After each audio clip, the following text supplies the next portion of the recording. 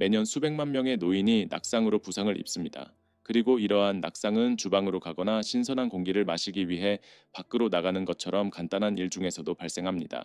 질병통제예방센터 CDC에 따르면 매년 300만 명 이상의 노인이 낙상 관련 부상으로 응급실에서 치료를 받습니다. 이는 단순한 숫자가 아닙니다. 누군가의 할아버지, 누군가의 어머니, 타인 안의 원 아저씨처럼 미끄러운 욕실 바닥에서 넘어져 엉덩이를 다친 사람입니다. 그는 단지 약간의 어지러움을 느꼈다고 생각했습니다. 그의 삶이 영원히 바뀔 수 있다고는 생각하지 못했습니다. 오늘 영상에서는 이러한 사고를 피하는 데 도움이 되는 간단하고 과학적인 걷기 기술을 소개하겠습니다. 오늘부터 집이나 동네 공원에서 시작할 수 있는 단계들입니다. 더 안전하고 강하며 자신감 있게 걸을 수 있도록 도와줄 것입니다. 또한 ABC 뉴스의 수석 의료기자인 제니퍼 애쉬튼 박사와 같은 최고의 의사들이 하는 이야기도 살펴보겠습니다. 그녀는 낙상을 예방하는 핵심은 단순히 조심하는 것이 아닙니다. 매일 힘, 인식 및 균형을 키우는 것입니다. 라고 말합니다. 혼자 살거나 공간이 제한적이거나 몇 년 동안 운동을 하지 않았더라도 그렇게 하는 방법을 보여드리겠습니다. 대부분의 사람들이 동의하는 일반적인 조언도 들을 수 있습니다.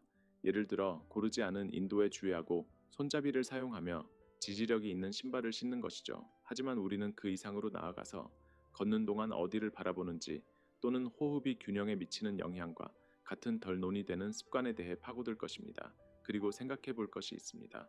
당신은 실제로 발을 들어 올리기보다는 끌고 다니는 빈도가 얼마나 되는지 알고 있나요? 그것이 당신의 낙상 위험의 이유일 수 있나요? 이 영상이 끝날 때쯤 당신은 단순히 더 안전하게 걷는 것뿐만 아니라 자신의 몸과 앞으로 나아갈 길에 대해 조금 더 통제력을 느끼기를 바랍니다. 함께 한 걸음씩 나아가 봅시다. 매년 300만 명 이상의 노인이 낙상으로 인해 응급실에 실려갑니다. 이는 단순한 보고서의 숫자가 아닙니다. 매우 실질적인 일입니다. 지난 겨울 72세 은퇴한 교사인 샹 아저씨는 시장에서 돌아오는 길에 넘어졌습니다. 얼음이 없었고 급하게 걷고 있지도 않았습니다. 평범한 순간이었지만 모든 것을 바꿨습니다. 엉덩이 골절, 몇 달간의 재활, 그리고 혼자 걷는 것에 대한 두려움은 결코 사라지지 않았습니다. 질병통제예방센터 CDC에 따르면 많은 낙상은 당신이 무엇을 하고 있느냐가 아니라 어떻게 하고 있느냐에 관한 것입니다. 특히 걷는 방법에 말이죠. 보세요. 종종 작은 습관들이 우리의 균형을 서서히 무너뜨리는데 우리는 그것을 알아차리지 못합니다. 메이오 클리닉의 물리치료사들과 같은 최고 전문가들은 많은 노인들이 무의식적으로 걷는 패턴에서 미세한 변화를 채택하고 있다고 지적했습니다. 일반적인 문제로는 발을 끌고 다니거나 무릎을 거의 들어 올리지 않거나 팔을 흔드는 것을 잊거나 머리와 어깨가 앞으로 처지는 것이 있습니다. 당신은 절뚝거리는 느낌이 들지 않을 수 있지만 시간이 지나면서 마음과 몸의 연결이 약해집니다. 당신은 진정한 주의를 기울이지 않고 습관적으로 움직이기 시작합니다. 그리고 그 인식이 사라지면 균형도 사라집니다. 뇌는 걷는 행위에 덜 참여하게 됩니다. 그때는 준비하기보다는 반응하게 되고 사고가 발생하는 시점입니다. 하지만 좋은 소식이 있습니다. 당신은 분명히 몸을 재훈련할 수 있습니다. 70대나 80대라도 말이죠. 인간의 몸은 특히 일관된 연습과 부드러운 움직임이 결합될 때 균형, 조정력, 자신감을 개선할 수 있습니다. UCLA의 노인병 전문의인 스티븐 캐슬 박사는 이렇게 말합니다. 대부분의 노인은 간단하고 일관된 연습을 통해 균형과 이동성을 크게 향상시킬 수 있습니다. 몸은 다시 리듬을 찾고 싶어 합니다. 당신이 그것을 기억하기만 하면 됩니다. 그리고 가장 좋은 상기 방법 중 하나는 자세에서 시작됩니다. 함께 이미지를 그려보죠. 당신 자신을 키가 크고 우아한 나무로 상상해 보세요. 당신의 발은 뿌리처럼 단단하고 고정되어 있습니다. 당신의 척추는 강한 줄기처럼 위로 뻗어 있습니다. 당신의 어깨는 부드럽고 유연한 가지처럼 하늘을 향해 부드럽게 뻗어 있습니다. 이제 상상해 보세요. 머리 꼭대기에서 보이지 않는 실이 올라가고 있습니다. 세게 잡아당기지 않고 단지 부드럽게 당신을 더 높이 서게 이끌고 있습니다. 이것은 포즈를 취하거나 젊어 보이려고 하는 것이 아닙니다. 의도를 가지고 움직이는 것입니다. 그렇게 할 때 당신의 몸은 어떻게 지지해야 하는지를 기억합니다. 좋은 자세는 완벽함에 관한 것이 아닙니다. 군인처럼 곧게 서는 것이 아닙니다. 균형, 통제, 자신감에 관한 것입니다. 그리고 자세는 당신의 무게 중심을 결정합니다.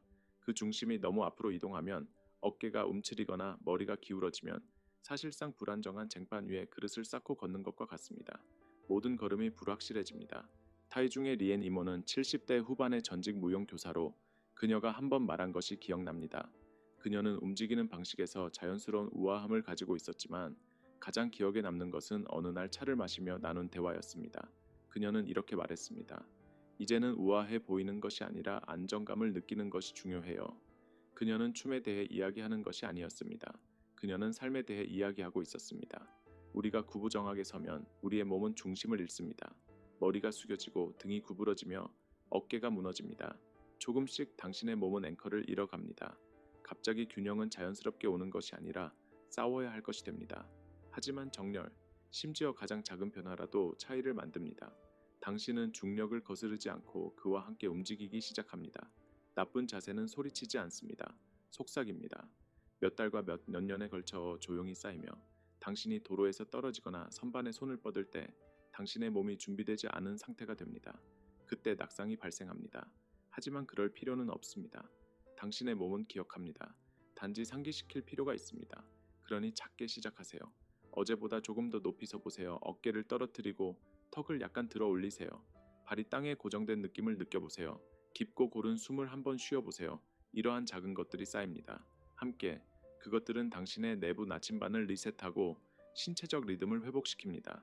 걷는 패턴, 발의 위치 또는 어떤 신발을 신을지에 대해 이야기하기 전에 이 부분을 바로 잡아야 합니다. 왜냐하면 당신의 자세가 모든 것에 영향을 미치기 때문입니다. 이제 반성할 것이 있습니다.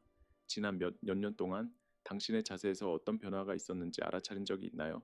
앞으로 기울어지거나 예전보다 더 끌고 다니는 자신을 발견한 적이 있나요? 그것이 신체적인 두려움이라고 생각하나요?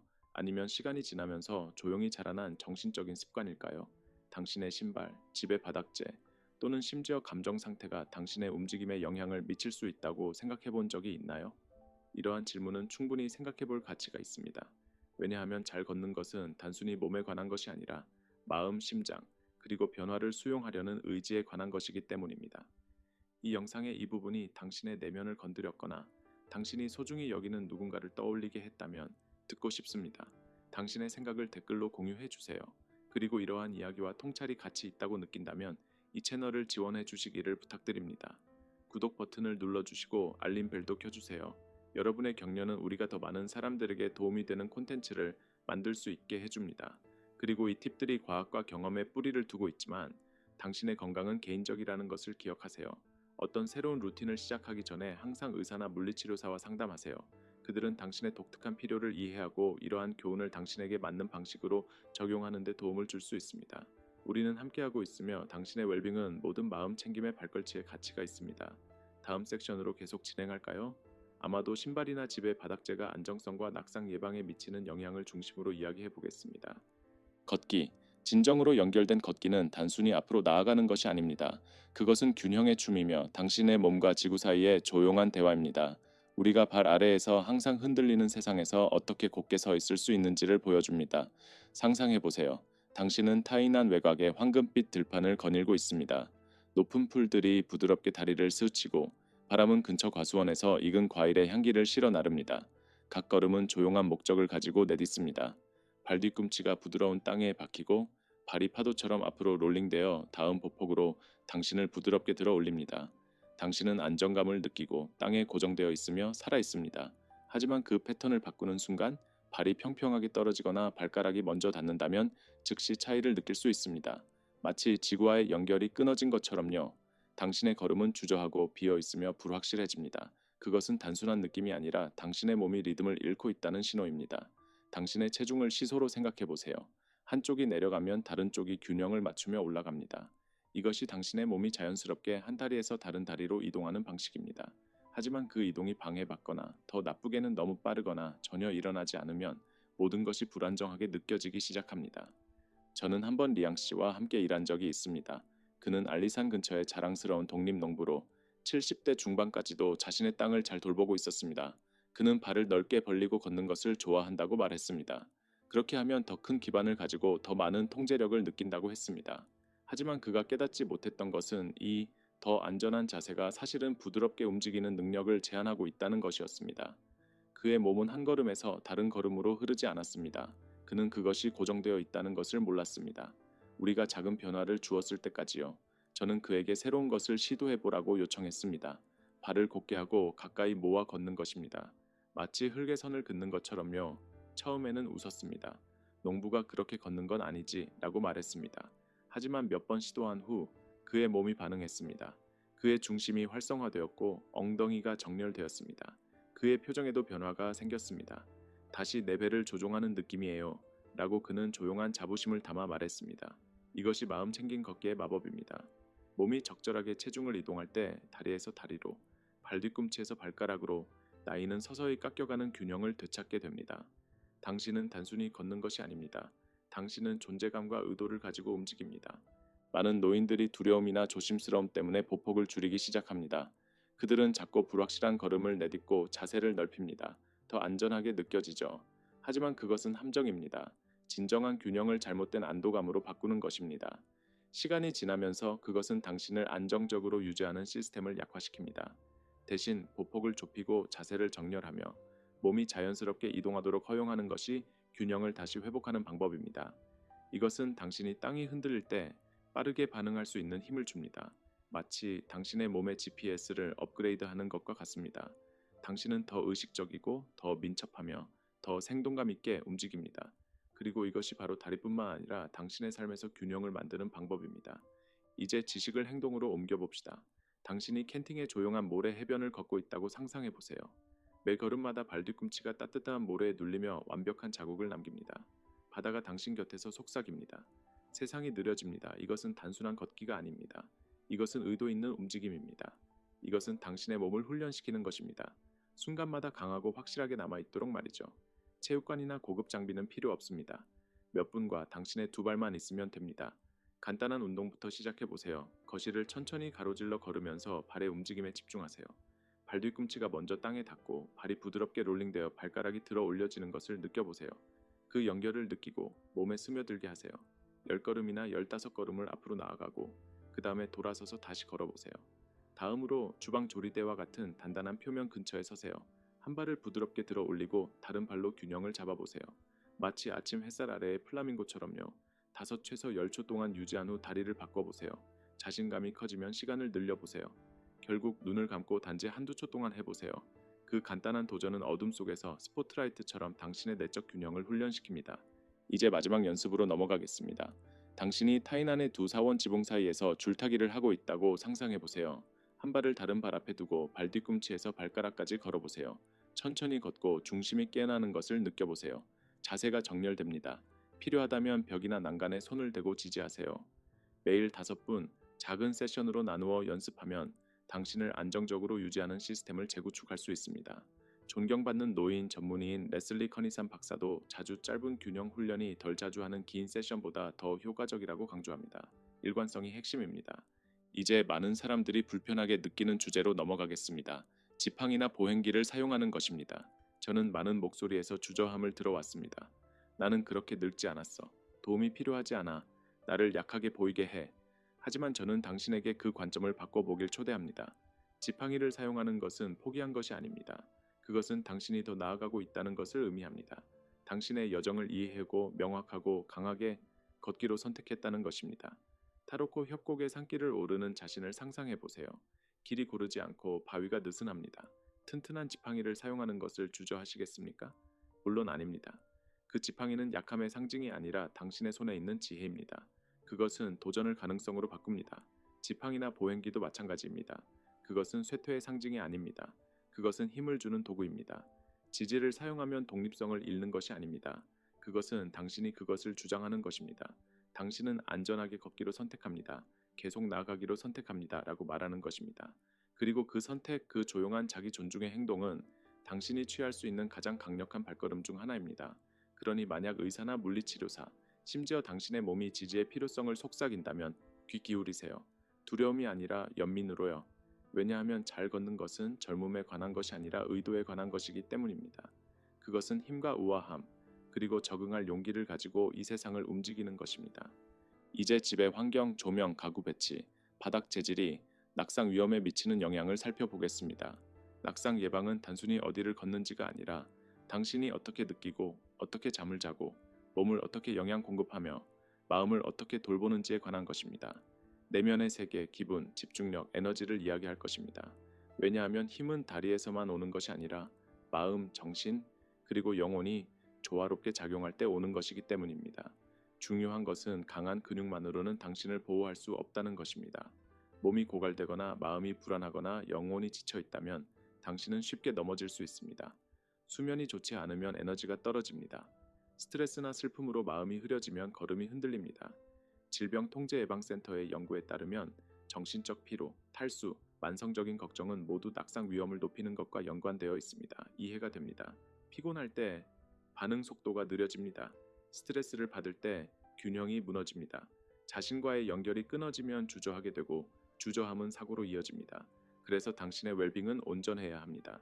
당신의 몸은 뼈를 강하게 유지하기 위해 칼슘과 비타민 D가 필요합니다.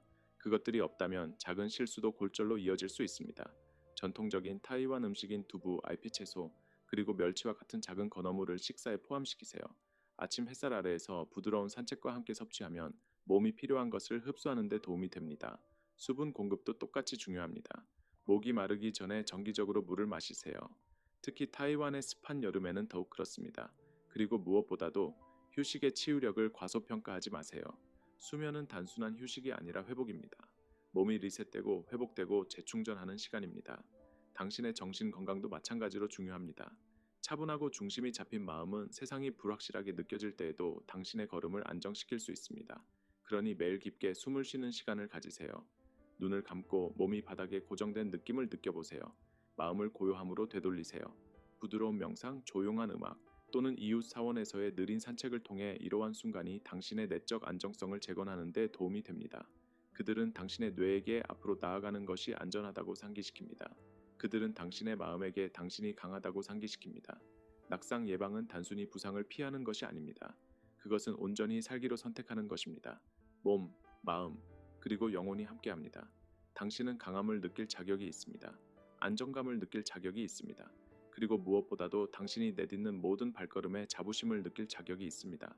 왜냐하면 모든 마음 챙긴 발걸음은 조용한 용기의 행위이기 때문입니다. 모든 주의 깊은 움직임은 당신의 장수와 기쁨에 대한 헌신입니다. 마지막 장에서 우리는 이 모든 것을 하나의 강력한 메시지로 모아 당신이 거실을 지나거나 이웃 공원에 반얀나무 아래를 걸을 때마다 마음에 새길 수 있도록 하겠습니다. 그리고 여기까지 함께 해주신 것에 감사드립니다. 당신의 존재는 의미가 있습니다.